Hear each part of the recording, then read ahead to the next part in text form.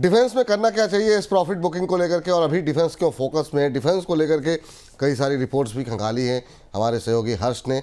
हर्ष, बताइए क्या कुछ आंकड़े कह रहे हैं आपके? बिल्कुल, तो देखिए ऑपरेशन सिंदूर के तहत ताबड़तोड़ कार्रवाई की गई और हम लोग देख रहे हैं कि चाहे संसद हमले से लेके अब तक पहलगांव का हमला हो, तमाम तरह की जो हमले का बदला लिया गया है यहाँ पर। और ऐसे में हम लोगों के हम डिफेंस स्टॉक पर जाएं उससे पहले आपको बता दें कि जो भारतीय मिसाइल हैं उन्होंने एक और चीज़ों को, ना सिर्फ आतंकियों को ढेर किया है बल्कि कुछ मार्केट में भी अटैक करते हुए देखे। कौन से? देखिए पाकिस्तान मार्केट का क्या हाल हुआ है। पाकिस्तानी मार्केट औंधे मुंह गिरी है।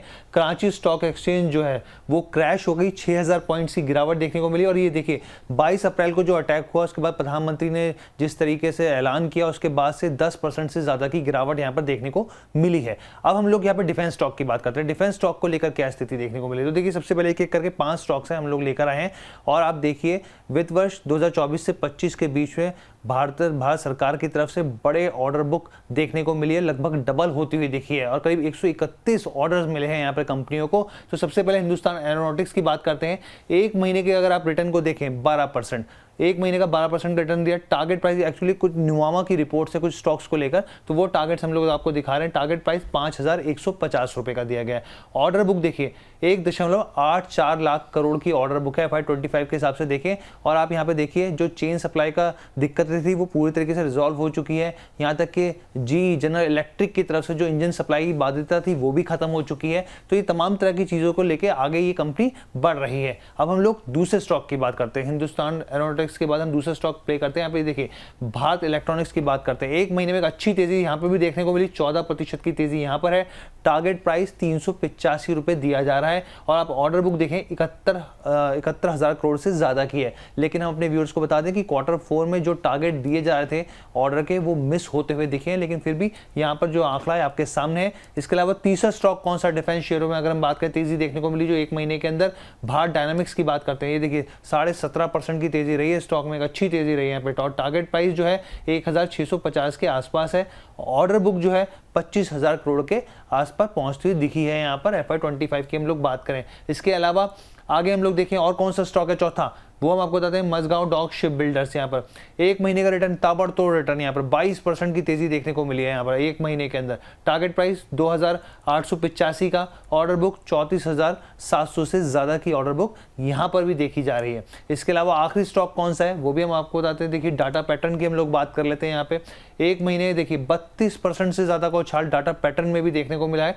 टारगेट प्राइस 2300 का दिया जा रहा है प्रति शेयर के भाव। और ऑर्डर बुक देखें आप 1884, लेकिन मैनेजमेंट का साफ तौर पे कहना है कि जल्द ही उनकी पूरी कोशिश है कि जो ऑर्डर बुक है 2000 से 2500 करोड़ तक के लक्ष्य को पूरा किया जा सके। ठीक, चलिए, तो ये वो तमाम कंपनियां हैं सर डिफेंस को लेकर के जिस पर समय समय पर आप बात करते रहे हैं रवि सर। ये पूरा डेटा, पूरे आंकड़े जो है खंगाल करके हर्ष ने रख दिए हैं। इनमें से कुछ आपके पसंद आ रही हैं कंपनियां डिफेंस को लेकर के? अभी क्या स्ट्रेटजी होनी चाहिए? काफ़ी सारे शेयरों ने काफ़ी अच्छे रिटर्न दिए हैं, लेकिन बहुत सारे लोग ऐसे भी हैं जो हायर लेवल पे लिए हुए हैं, जिन्होंने, बहुत लोगों को लग रहा है उनकी गाड़ी मिस हो गई। आपकी टिप्पणी क्या होगी इन 5 शेयरों को लेकर के sir?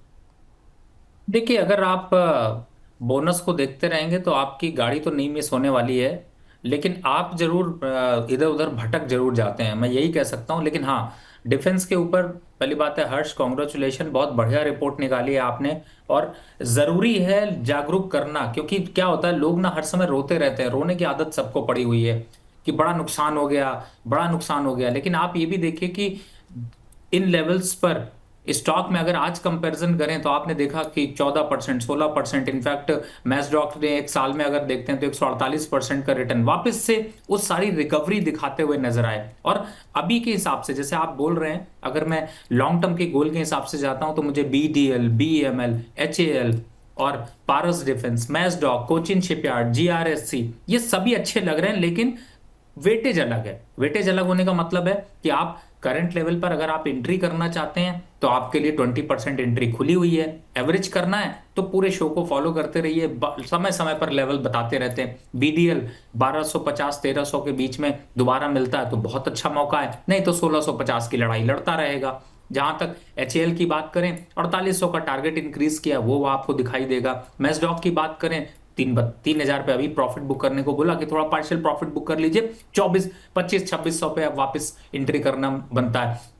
Cochin shipyard up side पे देखते हैं तो वापस से 1650, जीआरएससी देखते हैं तो 2,000 रुपए के वापस टारगेट। भारत फोर्स देखिए तो वो भी आपको डिफेंस काउंटर पे ही आता है, तो लगभग वो भी 1250 के लक्ष्य यहाँ पर देखने को मिल सकते हैं। तो सभी लेवल्स को फॉलो करें जिससे कि आपका पोर्टफोलियो सुरक्षित हो। जी। इस बीच आपको बता दें कि ये राय जो है यहाँ पर रक्षा शेयरों को लेकर के निकल करके आती हुई, और आज के दिन ये इस पे चर्चा काफ़ी आवश्यक थी। हर्ष, थैंक यू, बहुत अच्छे आपने जो है प्रेजेंटेशन यहाँ पर लेकर के आए, हमारे दर्शकों का ज्ञानवर्धन किया, और उस पर जो है रवि जी की तरफ से रक्षा शेयरों पे मोहर लगी। बहुत बहुत शुक्रिया आपका, बहुत बहुत धन्यवाद।